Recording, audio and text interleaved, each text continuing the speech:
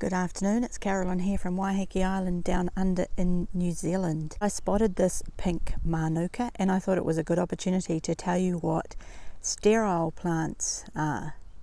So there's a pretty good chance that this is a sterile manuka.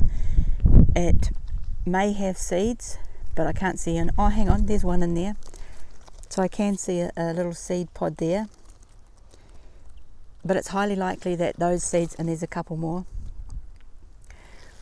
those seeds won't grow because they'll be sterile. And you might be thinking, well, how does that happen? That happens naturally in the wild. So it can happen naturally in the wild where you get a cross between two, say, different manukas, and then this is what happens, and you end up with one of these.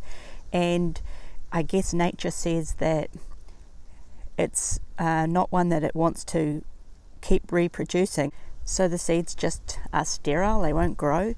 And of course you get man-made adjustments where somebody has taken two different kinds of manuka and then cross-pollinated them, and often those won't have seeds that grow.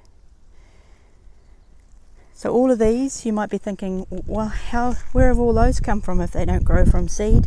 All of these, and there's a lot of them here, all of these, and they're beautiful, have most likely been grown from cutting. They're not grown by seed, or they're clones, you could say.